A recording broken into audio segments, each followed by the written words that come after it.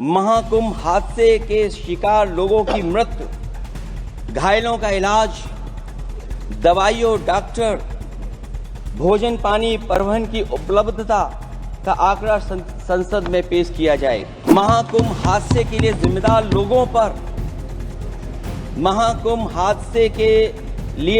लोगों पर घोर दंडात्मक कार्रवाई हो।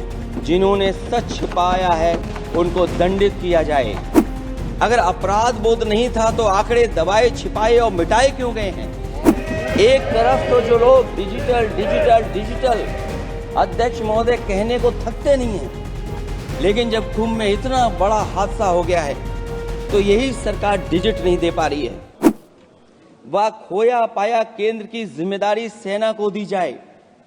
महाकुंभ हादसे के शिकार लोगों की मृत्यु, घायलों का इलाज, दवाइयों, डॉक्टर, भोजन पानी, परिवहन की उपलब्धता का आंकड़ा संसद में पेश किया जाए। महाकुंभ हादसे के लिए जिम्मेदार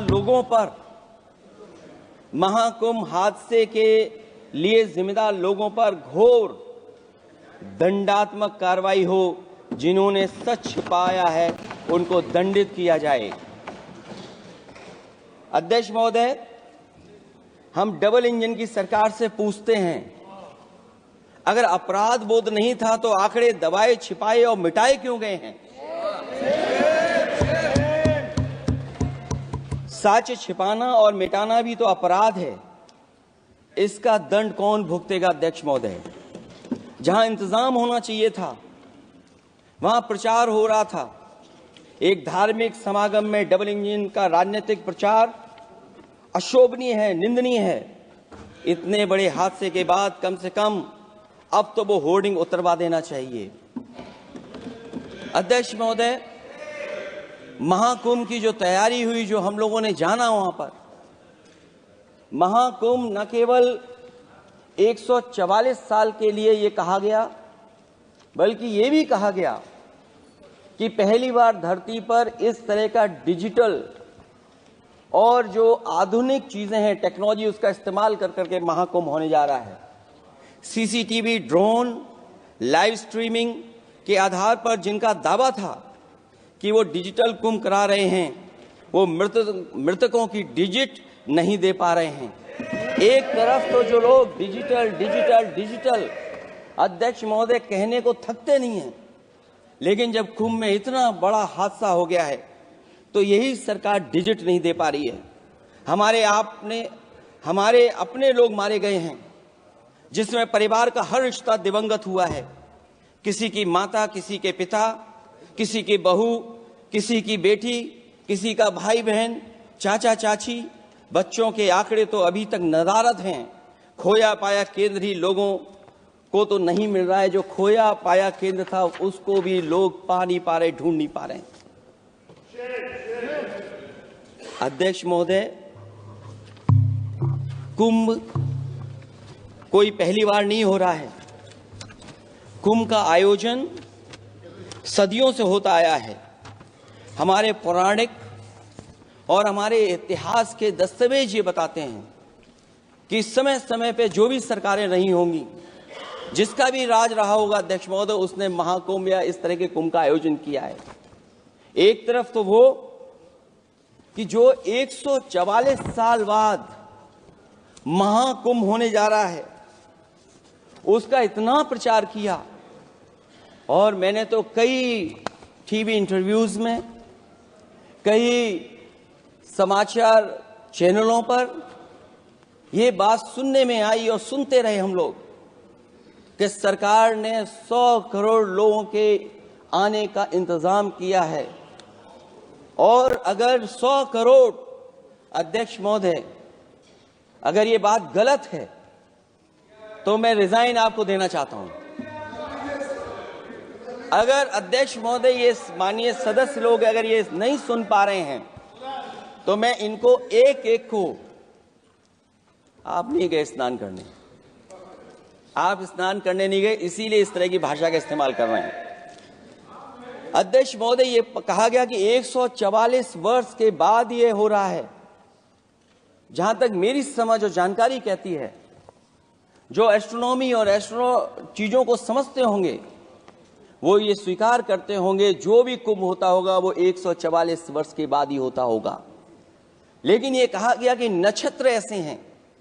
तो मैं अध्यक्ष महोदय सरकार से कहना चाहता हूं कि सतयुग से लेकर के कलयुग तक ये सनातन परंपरा रही है कि संत महात्मा साधु समाज मुहूर्त के हिसाब से शाही स्नान करते हैं, उसमें नक्षत्रों के हिसाब से जो सहयोग बनता है वही शाही स्नान का मुहूर्त होता है। लेकिन भाजपा के राज में ये सनातन परंपरा टूट गई। पहले सरकार ने संत समाज को शाही स्नान रद्द करने का आदेश दिया, जिससे अनादिकाल की सनातन परंपरा टूटी। और फिर जब देश भर में ये बात उठी तो उन्होंने हादसे को छिपाकर फिर से आदेश दिया कि अखाड़े शाही स्नान करने जाएं। इससे सरकार ने पावन मुहूर्त के स्थान पर अपने मनमाने समय पर स्नान कराने का आदेश दिया। बात उस दिन या तिथि की नहीं होती है, बल्कि निश्चित मुहूर्त काल की होती है। ये सनातन परंपरा तोड़कर इन लोगों ने अच्छा नहीं किया।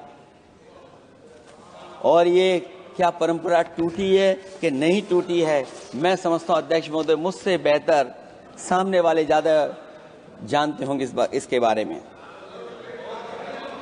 और जो लोग अध्यक्ष महोदय जो हम लोगों ने देखा वहां पर लोग पुण्य कमाने आए थे और अपनों के शव लेकर के गए हैं।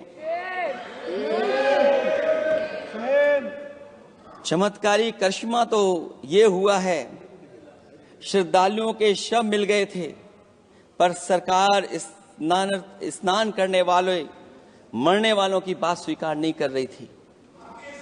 और इससे ऊपर ये बात जो वहां पर और हुई, अध्यक्ष महोदय जब ये जानकारी हो गई कि कुछ लोगों की जान चली गई, लाशें हैं जो मोर्चरी में पड़ी हैं, अस्पताल में पड़ी हैं, उसके बाद सोचिए सरकार क्या कर रही है। अपने सरकारी हेलीकॉप्टर में फूल भर करके फूलों को डालने का काम किया। सोचिए ये हमारी कहां की सनातनी परंपरा है। मैं जानना चाहूंगा सदन के माध्यम से हमारे माननीय सदस्य बताएं कि जहां लाशें पड़ी रही हों, न जाने कितनी चप्पलें पड़ी थीं, न जाने कितनी चप्पलें पड़ी थीं, न जाने कितने कपड़े पड़े थे, महिलाओं की साड़ियां थी, कपड़े थे, लेकिन उनको कैसे उठाया गया? उन सबको उठाया गया जेसीबी मशीन से, ट्रैक्टर की ट्रॉली से। उनसे उठा करके कहां फेंका कोई नहीं जानता, लेकिन जब उनको लगा कि वहां से बदबू आ रही है तो यही सरकार के लोग छिपाने लगे हैं। यही आपका महाकुंभ का आयोजन था। और हर बात को छिपाने के लिए न केवल ये लोग मीडिया का सहारा ले रहे हैं, मीडिया का सहारा लेते लेते सुनने में आया है कुछ दबाव और कुछ स्वीटनर भी दिए जा रहे हैं जिससे उनकी खबरें बाहर ना आ जाएं। और अगर अध्यक्ष मोदी ये बात सब गलत है मेरी, अगर ये बात सब गलत मैं कह रहा हूं, तो अभी तो नेता सदन को अभी भाषण देना है।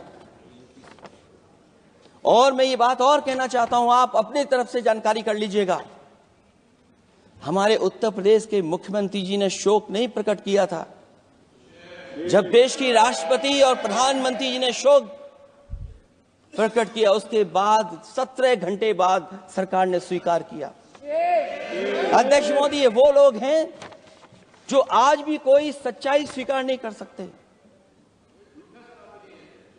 इनका रास्ता क्या है मैं नहीं जानता हूं, कहां ले जाना चाहते हैं।